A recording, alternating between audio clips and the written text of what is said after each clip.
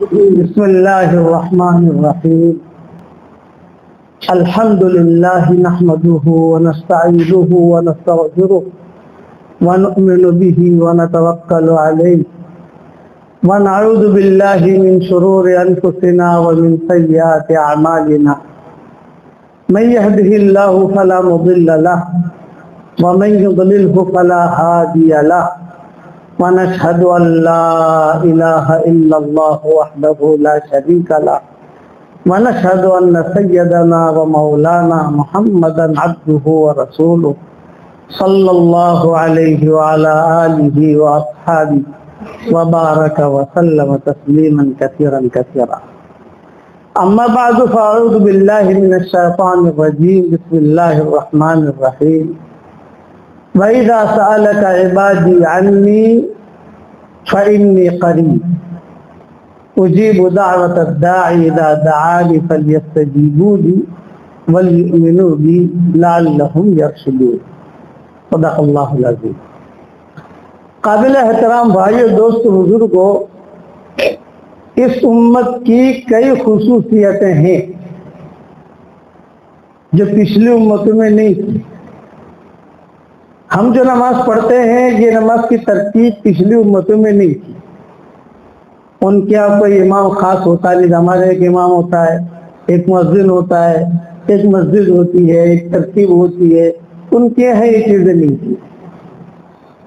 इसी तरीके पर जो हज की हमारी तरतीब है, वो तरतीब भी उस वक्त में नहीं थी। हमारे जो रोज़ों की तरतीब है, वो तरतीब भी नहीं थी। दुआओं के सिलसिले में नबी दुआ मांगता था और अपनी उम्मत को मुख्तसर चीजें सिखा देता था। उस वक्त में एक मसलन बम्बई है, तो बम्बई तो बहुत बड़ा शहर है। बम्बई नंबर 8 के लिए एक नबी अलग, बम्बई नंबर 9 के लिए एक नबी अलग। इसीलिए 70,000 अंबिया आए हैं बनी इसराइल में। जो 70,000 की तादाद आती है ना, उसकी वजह ये है कि बाज़ मरतबा जो है दो महल्ले के लिए भी आपकी जिम्मेदारी इतनी है, बस आप इतने लोगों को दिन की बात बताओ, आगे चलकर नहीं। वहां दूसरा नबी बताएगा, दूसरा नहीं बताएगा, अल्लाह ताला उतारते थे। हुजूर सल्लल्लाहु अलैहि वसल्लम को भेजकर सारी पाबंदियां खत्म होगी। नमाज के लिए जो लफ्ज़ मस्जिद मतहूरा, मस्जिद का नमाज, जमीन का टुकड़ा मेरे लिए मस्जिद है, ये कह दिया। बाकायदा हुजूर सल्लल्लाहु अलैहि वसल्लम ने तरबियत की। तो ये उम्मत को हुजूर ने दावत पर भी खड़ा किया और दुआ पर भी खड़ा किया। जैसे दावत के मैदान में हुजूर इमाम है, वैसे दुआ के मैदान में भी हुजूर इमाम है। सिखाई दुआएं, आजकल मेरी किताब चल रही है बाकी रहने वाली नेकियां, व्हाट्सएप पर आता है, अभी दुरूद शरीफ चल रहे हैं, उसका नाम रखा है बाक़ियात सालिहात। के बाकी रहने वाली नेकियां तकरीबन 1000 दुआएं आएंगी इंशाअल्लाह। हुजूर ने ये भी कहा, हुजूर ने ये भी कहा, कभी घर जाकर किसी को सिखाया, और ये चीज चली आसमानों से। एक दुआ है तो वो है जो हुजूर सल्लल्लाहु अलैहि वसल्लम ने उम्मत को सिखाई। उम्मत को सिखाई कि क्या मतलब, सबके सामने पढ़ी, सबने सुनी, और वो सुनकर उन्होंने महफूज किया, महफूज करके दूसरों को सिखाया, फिर आगे बढ़ाया, फिर आगे बढ़ाया। बढ़ते बढ़ते मुहद्दिसीन ने उसे जमा किया। वो चलते चलते चलते जो है हम तक पहुंची, हम लोगों ने उसे लिखा।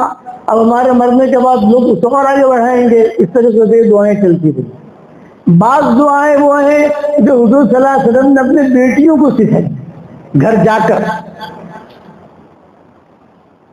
नबी घर जाकर बेटियों को सिखाए मतलब तो बहुत बड़ी चीज हो जाती है, लेकिन वो बेटी के लिए नहीं है, वो सिर्फ बेटी के लिए ना, तो पूरी उम्मत के लिए। किस्सा वो हुआ कि घर जाकर फातिमा से हुजूर ने फरमाया, बेटा देख, करीबा करीबा फातिमा, करीबा मैं तुझे एक दुआ बताता हूँ, जिंदगी में कभी छोड़ना मत, पढ़ती रहना।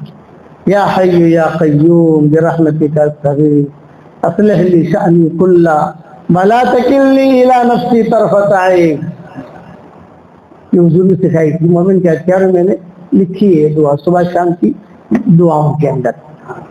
और बाद मरतबा सब बेटियों को, ये तो फातिमा को सिखाई, और बाद मरतबा सब बेटियों को जमा करते थे। जरा ज़ैनब है, उम्मे कुलसूम है, रुकैया है, और सबको बिठाकर कदम को वो दुआ अबू दरदा जो है, अल्लाहुम्मा अंता रब्बी ला इलाहा इल्ला अंता अलैका तवक्कल, ये बेटियों को सिखाई हुजूर सल्लल्लाहु अलैहि वसल्लम ने। और बाद मरतबा पूरे खानदान वालों को जमा करते थे हुजूर। खानदान का मतलब कुरैश, हजरत अब्बास आ गए, उसमें हजरत अली की औलाद आ गई, हजरत अली आ गए, दूसरे जो है फजल इब्न अब्बास आ गए, ये सारे के सारे जो हुजूर का खानदान था उनको जमा करते थे। और घर पर जाकर के ऐसा यानी क्या एहतमाम करते थे, घर में दाखिल नहीं होते थे, चौखट पकड़कर खड़े हो जाते थे। तो खानदान की औरतें, मर्द, औरतें सब बैठी हुई, और हुजूर सल्लल्लाहु अलैहि वसल्लम क्या फरमाते थे, मैं तुम्हें हदिया दे रहा हूं, तुम पर कोई नामुनासिब हाल आए ये दुआ पढ़ लेना, अल्लाहु अल्लाहु रब्बी ला शरीका ला। बस अल्लाह मेरा रब है, उसका कोई पार्टनर नहीं है। तो इसलिए ये दुआएं उनसे चलती थी। माओ को जो दुआ सिखाई वो माओ से चली। माओ ने किसी को बताया, फिर उस सहाबी ने सुना, वो सहाबी ने सुनकर उसको महफूज किया, महफूज करके जो है फिर वो चलते चलते चलते मुहद्दिसीन तक पहुंची। मुहद्दिसीन ने, फिर तिर्मिज़ी ने लिखा, बुखारी ने लिखा, उसने लिखा, फिर जो है बिखरी हुई दुआएं हो गई, फिर किसी ने जमा किया।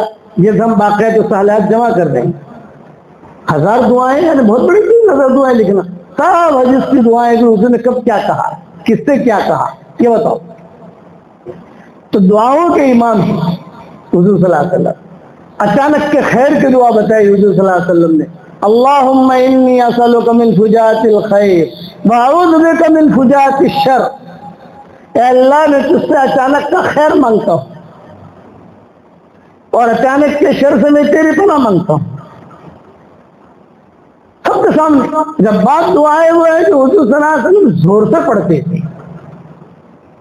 उम्मे सलमा कहती थी हम तो अपने घर में होते थे, लेकिन हुजूर सल्लल्लाहु अलैहि वसल्लम की फजर की नमाज पर अस्सलामु अलैकुम व रहमतुल्लाह, अस्सलामु अलैकुम व रहमतुल्लाह, फजर की नमाज से फारिग होते तो जोर से कहते, अल्लाहुम्मा इन्नी असअलुका इल्मन नाफिआ व रिज़्क़न तय्यबा व अमलन मुतक़ब्बला। हम मेरे कमरे में होती थी और सुनती थी। अच्छा, जब वो वहां सुनती है तो सहाबा के पहले समय बैठे तो वे सुनते थे। अनस इब्न मालिक कहते हैं कि एक दुआ मैंने हुजूर सल्लल्लाहु अलैहि वसल्लम से पूरी जिंदगी सुनी, कभी भी वो दुआ मैंने यानी हुजूर को, यानी ये लोग हुजूर ने पढ़ी नहीं। जिंदगी भर मैं कान लगा तो सुनता हुजूर क्या मांगते हैं, क्या पढ़ते हैं, क्या मांगते हैं।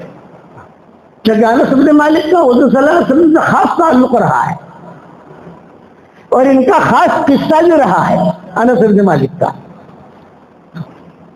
जब हुजूर सल्लल्लाहु अलैहि वसल्लम मदीना मुनव्वरा आए तो इनकी माँ ने हुजूर के हाथ में दे दिया, ये बच्चा है, ये आपकी खिदमत करेगा। अब हुजूर के खादिम बन गए। सहाबा में आखिर में दुनिया से रुखसत होने वाले में अनस इब्न मालिक थे। आखिरी जो सहाबा गुजरे, सहाबा की जमात थी कि भाई मक्का वाले, मदीना वाले आते गए, चलते गए, चलते गए, मरते गए, मरते गए, मरते गए। तो ये आखिरी जो खेत है उनमें जब हम कहते हैं ना कि मौलाना इलियास साहब रहमतुल्लाह अलैह को देखे हुए लोग कौन कौन है, एक वो बड़े मियाँ है जो मेवात में। अब जो है वो आखिर में कुछ एक दो बचे होंगे, बाकी मौलाना इलियास साहब को देखे हुए लोग चले गए। मौलाना यूसुफ साहब रहमतुल्लाह अलैह के देखे हुए लोग अभी हैं, और हमारे वालिद साहब रहमतुल्लाह अलैह के देखे हुए लोग बहुत हैं। तो सहाबा में जो अनस इब्न मालिक थे वो आखिरी लोगों में थे, इब्न सीरीन के खास दोस्तों में से थे। अल्लामा इब्न सीरीन और अनस इब्न मालिक इन दोनों की खास दोस्ती थी। वो ताबी हैं इब्न सीरीन, ख्वाबों के बड़े माहिर थे अल्लामा इब्न सीरीन, लेकिन कुछ वजह की वजह से वो जेल में चले गए। ये मौरखिन ने लिखा है, जेल, एक औरत की वजह से जेल में जाना पड़ा उनको। वजह ये बनी कि वो किसी को ताना दिया इन्होंने गुर्बत का, या कुछ जैसे जो जुबान से जुमला निकल जाता है, आदमी जुबान से कोई जुमला निकाले तो ये फरमाया कि आदमी सोचे कि आप क्या निकाल रहे हो, देखो रकीबुल अतीद लिखा जा रहा है वहां। ख्यालों में है तब तक इंसान महफूज है, लेकिन ख्याल में जब ज्यादा आता है तो जुबान से निकलता है, वो पकड़ा जाता है।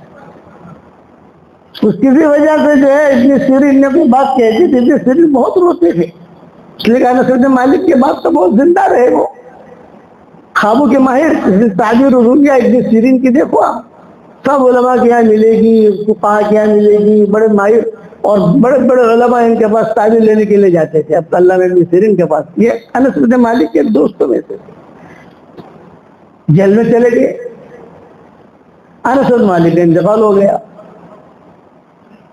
अनस इब्न मालिक का जब इंतकाल हुआ तो बादशाह आया, खलीफा आए, उमर आए।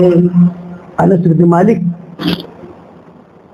इनका इंतकाल हो गया और इनका किस्सा मशहूर था। अपनी माँ का निकाह अनस इब्न मालिक ने पढ़ाया था, उम्मे सुलेम नाम था। ये किस्सा सब जगह मशहूर था। तो कहा गया कि इसने अपनी माँ का निकाह पढ़ाया था, लेकिन अबू तलहा के साथ ये था, ये किस्से गश कर रहे थे। तो आदमी से ये चले गए, इब्न मालिक अनस इब्न मालिक का इंतकाल हो गया। बादशाह आया, बादशाह बैठा हुआ है, जनाजे में देर क्यों हो रही है? बादशाह हूं कि तो यानी वक्त कम होता है ना इनके पास। तो लोगों ने कहा कि इब्न सीरीन जो है वो जेल में है और अनस इब्न मालिक ने वसीयत की है कि मुझे गुस्ल इब्न सीरीन ही दे और कोई न दे, और आपके जेल में है इब्न सीरीन। ओहो, मैं तो बादशाह हूं, निकालो उनको। चला जब हुक्म गया, इब्न सीरीन ने कहा मैं नहीं निकलूंगा, एक लड़की की वजह से आया हूं, वो लड़की का मेरा मामला क्लियर होगा तो निकलूंगा। फिर क्या मामला है? ये मामला है, बुलाओ लड़की को। कर्जा लिया था उससे और कोई इश्क मुआशरे का मामला नहीं था, कर्जा लेता है धंधे के लिए, वो धंधे में उनका नुकसान हो गया। जैतून का तेल खरीदा था इन्होंने, तो एक ड्रम के अंदर में चूहा मरा हुआ निकला, वैसे फेंको। शागिर्दों ने कहा तो दूसरे ड्रम तो ठीक है ना, मुझे शक हो गया, एक में से चूहा निकला तो पता नहीं दूसरे में भी कुछ गड़बड़ होगी, सब फेंको, मैं ऐसा माल नहीं बेचता। तो वो पैसा दे नहीं सके, उसमें जेल चले गए, जेल में। यह सब किस्सा है। चुनांचे किताबों में लिखा है कि इब्न सीरीन के पास जब भेजा गया, वो औरत क्यों लाया, बात बहुत ने लिखा है कि खलीफा खुद आया, देख क्या मसला है तेरा, इतना बड़ा आदमी का इंतकाल हुआ है और उसने वसीयत की है कि ये गुस्ल देगा, गुस्ल यही दे और कोई न दे। तो ये मसला, बादशाह ने कहा पैसे मैं देता हूँ, अब तो मसला हल हो गया, मैं पैसे दे देता हूँ, तुम्हारा कर्जा हो गया पूरा, निकालो इनको। चुनांचे इब्न सीरीन निकले और इब्न सीरीन निकल कर जो है उन्होंने गुस्ल दिया। अब गुस्ल देने के बाद लोगों ने नमाज कौन पढ़ाए, तो लोगों ने कहा कि इब्न सीरीन हुआ हक। भाई जब गुस्ल देने की वसीयत की है अनस इब्न मालिक ने, तो नमाज भी इसी का हक है कि ये पढ़ाए, क्योंकि उस जमाने बादशाह की इजाजत के बगैर कोई नमाज नहीं पढ़ा सकता था। अमरुल मलिक होता था, अमरुल मलिक बादशाह का हुक्म, बादशाह तो नहीं चलती है। इब्न सीरीन ने नमाज पढ़ी। ये अनस इब्न मालिक, ये आखिर जाने वालों में, ये अपने शागिर्दों को कहते थे एक दुआ जिंदगी में कभी भी मैंने भी नहीं छोड़ी और हुजूर सल्लल्लाहु अलैहि वसल्लम ने भी नहीं छोड़ी। और रोजाना चूंकि खातिम थे तो करीबी रहते थे हुजूर सल्लल्लाहु अलैहि वसल्लम के, तो कहते थे कि मैंने भी नहीं छोड़ी और हुजूर ने भी नहीं छोड़ी। तो शागिर्द पूछते थे कौन सी? अल्लाहुम्मा इन्नी असअलुकल अफ़्व वल आफ़िया फि दुनिया वल आखिरह। मोमिन के अख्तियार में सुबह शाम की दुआओं में ये दुआ लिखी कि हुजूर सल्लल्लाहु अलैहि वसल्लम सुबह शाम बहुत एहतिमाम से ये दुआ मांगते थे। और हज़रत अब्बास आते कहते कि अरे भाई कुछ मुझे दुआ सिखा दे, मुख्तसर हो। तो हुजूर सल्लल्लाहु अलैहि वसल्लम कहते अल्लाह से आफियत मांगो, इससे बढ़कर कोई दुआ नहीं है। सल्लल्लाहु अलैहि वसल्लम, अल्लाह से आफियत मांगो। कि दुआओं के भी इमाम हैं हुजूर सल्लल्लाहु अलैहि वसल्लम, दुआओं के इमाम। कई दुआएं वो है जो हुजूर सल्लल्लाहु अलैहि वसल्लम ने तन्हाई में मांगी है, जो किताबों में नहीं है। कई दुआएं वो है जो हुजूर सल्लल्लाहु अलैहि वसल्लम ने माओं को सिखाई नाक पकड़कर। उम्मे सलमा और आयशा, हुजूर उम्महातुल मोमिनीन की दो पार्टियां थी। जितने उम्महातुल मोमिनीन है उनमें एक पार्टी जो है उसकी जिम्मेदार हज़रत आयशा होती थी और एक पार्टी की जिम्मेदार उम्मे सलमा होती थी। तो सारा घर का मामला इन दोनों की वजह से चलता था। ये पार्टी में यानी दोनों किसी बात पर मुत्तफिक हो जाएगा तो कोई इख्तलाफ नहीं, और अगर दोनों में से कोई एक भी इख्तलाफ करे ये होना चाहिए, ये होना चाहिए ना, मामला गड़बड़। तो हुजूर सल्लल्लाहु अलैहि वसल्लम सबको लेके चलते थे, लेकिन कभी ऐसा देखते थे ये दोनों किसी बात पर उठी हुई है या कोई मामले पर अटका हुआ है मामला, इसीलिए हदीस में दोनों के नाम आते हैं कि दोनों का नाक पकड़कर हुजूर सल्लल्लाहु अलैहि वसल्लम दुआ सिखाई कि अल्लाहुम्मा अज़हिब अन्निल हम्म वल हुज़्न, अल्लाह मेरे अंदर से गम को, गुस्से को और जो भी बुराई है दिल की उसको तो साफ कर। ये दोनों का नाक पकड़ के उसने दुआ सिखाई।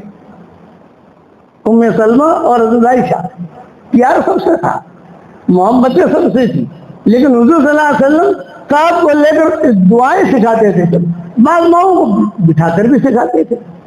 अल्लाहुम्मा इन्नी असअलुका मिन फुजातिल खैर व अऊज़ु बिका मिन फुजातिश शर, ऐ अल्लाह मुझे अचानक का खैर दे और अचानक के शर से मेरी हिफाजत कर। क्या मतलब अचानक का खैर था?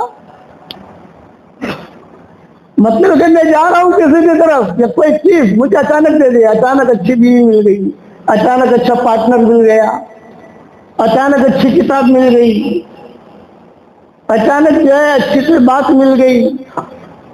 जैसा अबू बकर को अचानक का खैर मिला, हुजूर सल्लल्लाहु अलैहि वसल्लम के पास आए, सिद्दीक़ अकबर ने कहा हज़रत मैं तो बहुत थक गया, मक्का में रहना मुश्किल है, बहुत थक गया, इसलिए आप मुझे इजाजत दे दें कि मैं जो है ना हबशा चला जाऊं।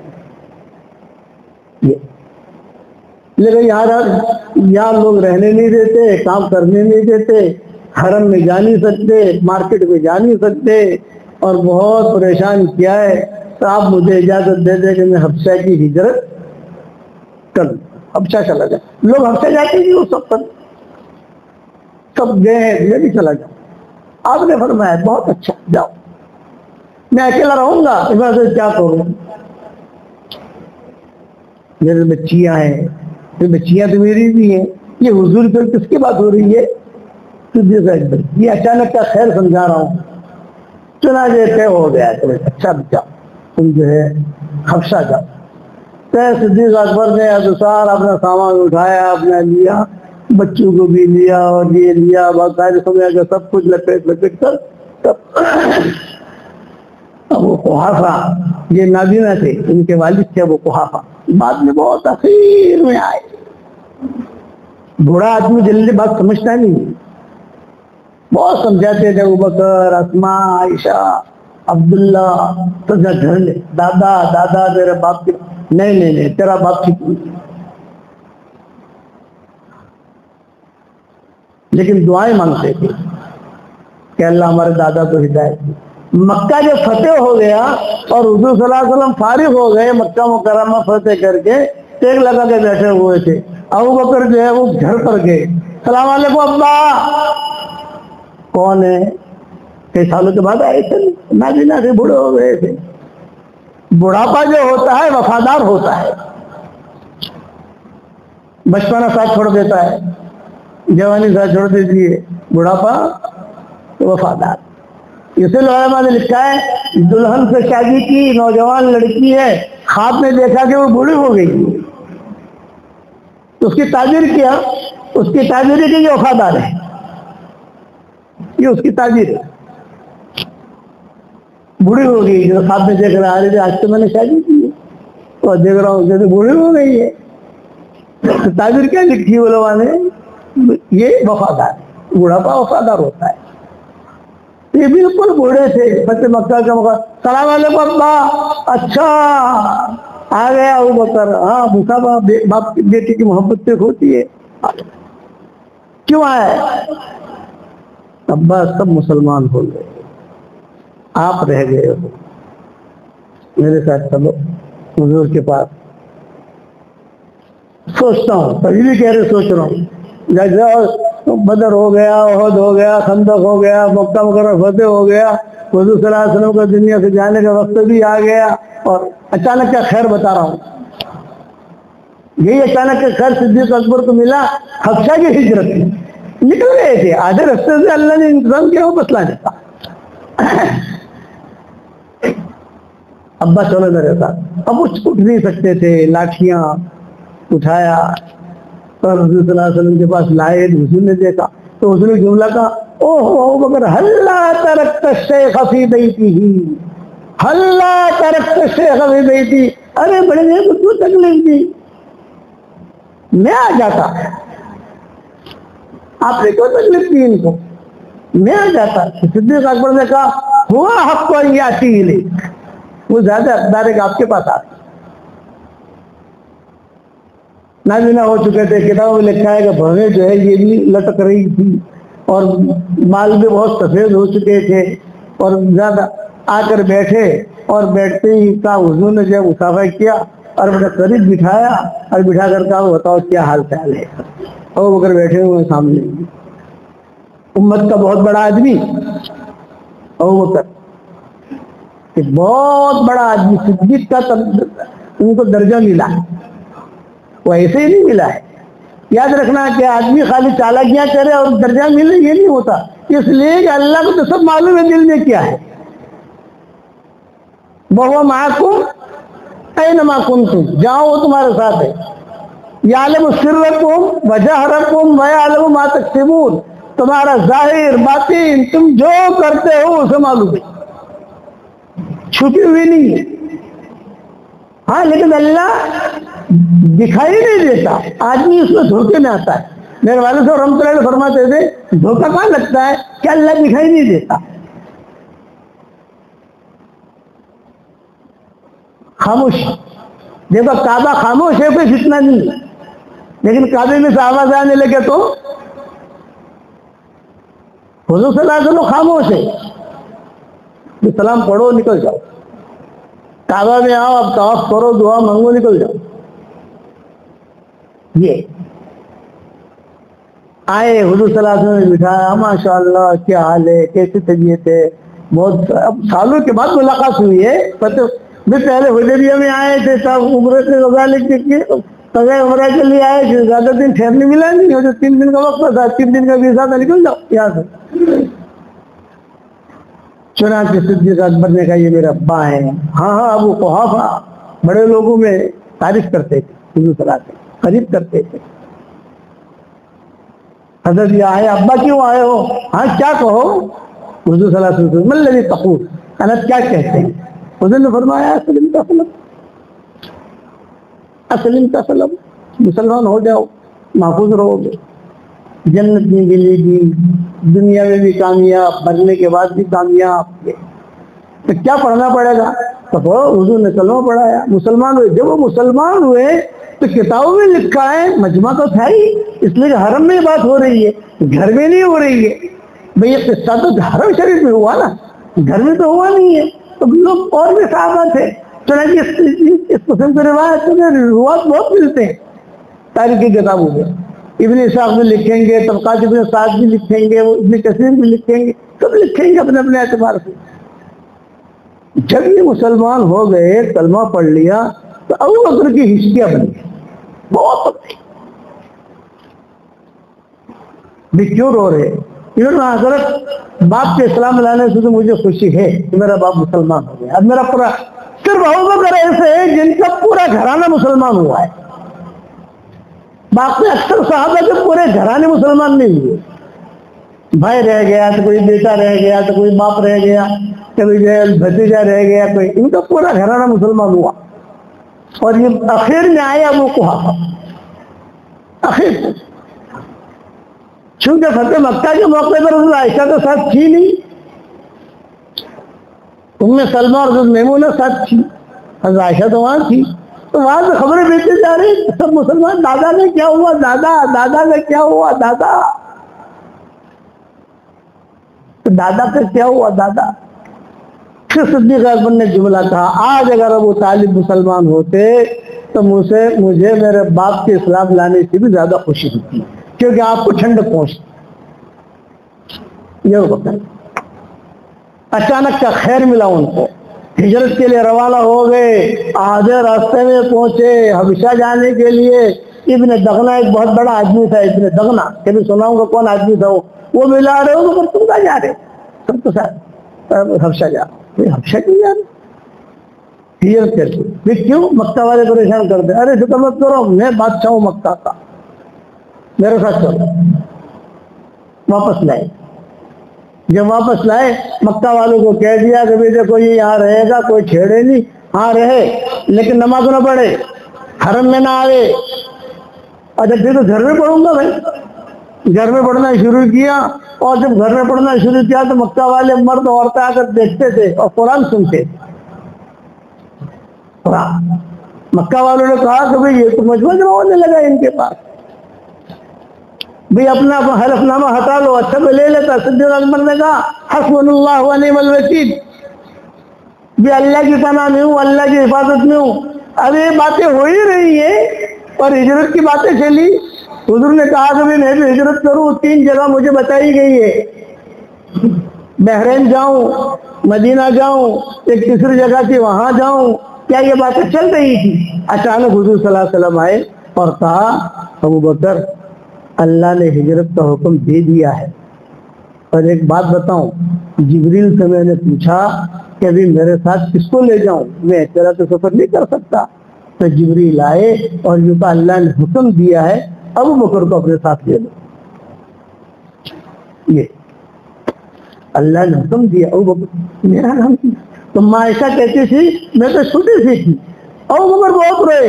वे क्यों रो रहे, खुशी में रो रहे हैं। गमी में रोना तो समझ नहीं आता था, खुशी में रोना समझ में नहीं आता था। यह समझ में आया कि अल्लाह ने मुझे हुक्म दिया है, अबू बकर के साथ ले गए। फिर सुहेब रूमी को पता चला कि जा रहे हैं, तो सुहेब रूमी ने आकर दरखास्त रखी, अरे मैंने सुना है कि आप जा रहे हो, मैं भी चलूं। आपने कहा हम जा तो रहे, तो हमारे साथ में चलना, वहां आकर मिल लेना रास्ते में, हमारे साथ नहीं। मक्का देखेगा, ये देखेगा, ये देखेगा। ये अचानक का खैर। इसलिए दुआओं का आदमी एहतमाम करे। दुआ में अल्लाह ने असर भी रखा है और दुआ में अल्लाह ताला ने कबूलियत का मापदंड भी रखा है। कभी रद्द नहीं होती दुआ, दुआ मांगने वाला कभी भी महरूम नहीं होता, ये याद रखें। मांगोगे इंशाअल्लाह। और ये हमारी किताब मोमिन का हथियार है, वो तो सदाबहार है आमतौर से किताब, उसमें बाकी रहने वाली नीतियों में इंशाअल्लाह 1000-1500 दुआएं आहिस्ता आहिस्ता आहिस्ता आ जाएगी इंशाअल्लाह। वो छप कर आएगी, उसे पकड़ लो आप। सबसे पहले मैंने कुरान की दुआएं डाली है उसमें, तो बुखारी मुस्लिम की, तिरमिज़ी की, जैसा जैसा करता गया वैसा आ रही है इंशाअल्लाह। बस वो खजाना है, उसको जो है एक एक दुआ सीखो। हुजूर सल्लल्लाहु अलैहि वसल्लम ने क्या सिखाया है। अल्लाह ताला दुआ मांगने की भी तौफीक अता फरमाए और दुआ करने की भी तौफीक अता फरमाए। मेरे वाले साहब रहमतुल्लाह अलैह फरमाते थे, यूनुस खुशकिस्मत कौन है बताऊं? उनका ना कि जिसे दुआ मांगने की तौफीक मिल जाए वो खुशकिस्मत है। तो अल्लाह से बातें करता है, दुआ मांगने वाला अल्लाह से बातें करता है और वादा है, रब्बुकुम उदऊनी अस्तजिब लकुम, मैं करूंगा। आदमी काम मायूस होता है कि जहाँ उसके दुआ का असर नहीं दिखता, पीछे हटता है। ना ना ना, तो मांगता जा, चलता जा, मांगता जा, चलता जा। अल्लाह ताला हम सबको अमल करने की तौफीक अता फरमाए।